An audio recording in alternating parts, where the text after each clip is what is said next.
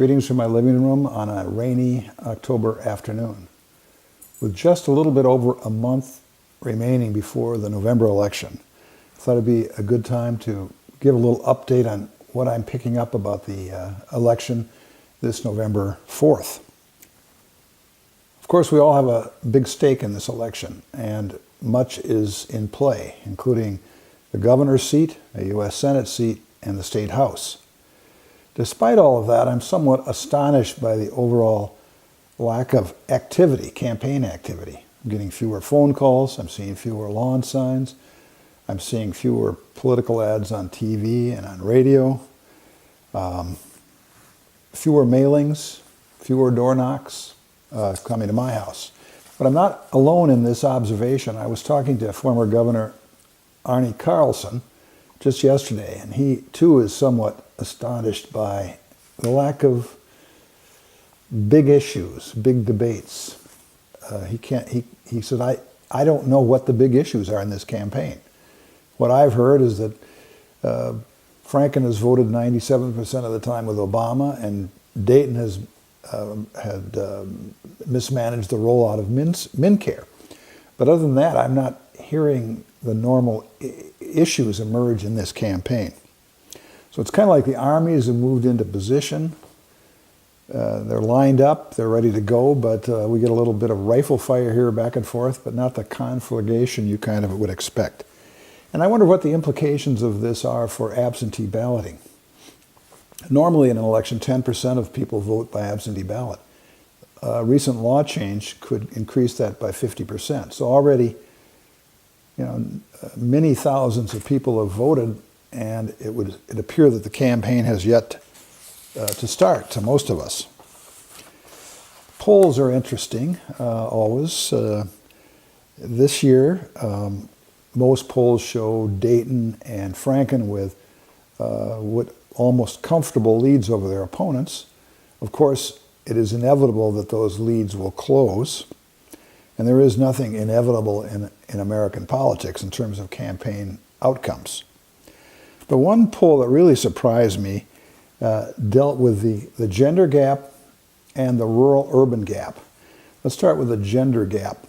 I don't know if you saw this poll, but it came out about 3 weeks ago, and it showed that 60% of women at that time were favoring Franken, and only 28% for McFadden. The same poll gave Dayton an almost 30% edge with women. Men, on the other hand, favored Johnson, 45%, to Dayton, 37%. Nationally, the gender gap has closed and is like 3 or 4 points, but there is a bigger spread apparently in Minnesota, although that too is likely to close as the election draws near. The rural and urban split was also interesting, and this would have some implications for those closer races in rural Minnesota. When respondents were asked a series of questions that were designed to get at differences between urban and rural residents, questions like position on gay marriage, they found there was like a 30% difference in terms of the party identification.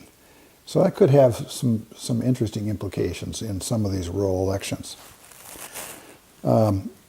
Speaking of the state house, what I'd like to do now is I've pulled together some slides. Actually, these were put together by a friend of mine, Mary Krinke, and they're very helpful in understanding what is about to happen in, as I said, just a little over a month. First off, the entire House of Representatives is up for election in 2014. And the fight for control of the House is very competitive. There are 134 seats, 73 DFLers, 61 Republicans. 48% of the House is serving for their first and second term. Kind of makes you wonder about the impact of term limits when almost 50% of the House is in their first or second term. The GOP only needs to pick up 7 seats to flip the House.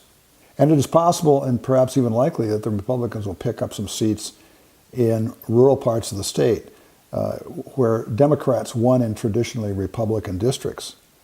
This is not a presidential year, and the Democratic turnout is expected to be down. It is also worth noting that the Minnesota State Senate is not up for election this year. There are 67 districts, 39 are DFL, and 28 are Republican. Incidentally, 60% of the state Senate is serving in their first or second term. Next, I'd like to show you a slide that points out the 9 members of the House who are unopposed.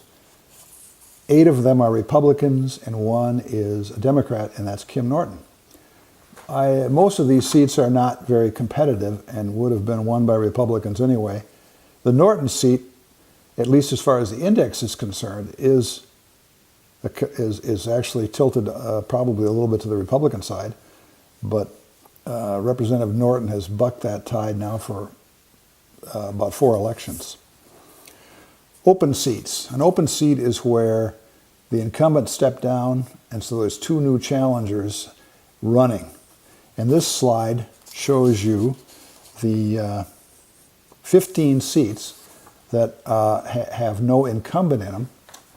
And the 2 that are most competitive by my estimation are 34A and 44B. That would be Jim Abler's former seat in Anoka and John Benson's seat in Wayzata. There are 19 seats that are deemed to be very competitive and are targeted by both parties, in some instances to keep them, in some instances to upset. These 2 slides actually show the list of the 19 seats that are competitive. And on the first page, it's all it's either the metro area or exurban areas of the metropolitan area that are in play. And these are all districts where the margin of victory was 54% or less. The second slide shows you the rural districts. And I would say the most competitive seats on this list are the Moorhead seat with Ben Lean, Joe Radinovich in Crosby area, Jay McNamara from Elbow Lake, Mary Swatotsky from Wilmer, Shannon Savick from Wells. Those are the most competitive seats, I think, in this election. In conclusion, elections always bring about big changes. They always bring about surprises. There'll be surprises this year. I'm not a betting man. I don't predict elections. I've been in this business too long to think I can anticipate what the public will do when they close those curtains behind them. And even though I'm a strong proponent of separation of church and state, I'd like to conclude with a biblical reading from Ecclesiastes 9:11. I have seen something else under the sun. The race is not always to the swift, or the battle to the strong, nor does food come to the wise, or wealth to the brilliant, or favor to the learned, but time and chance happeneth to them all. Thank you.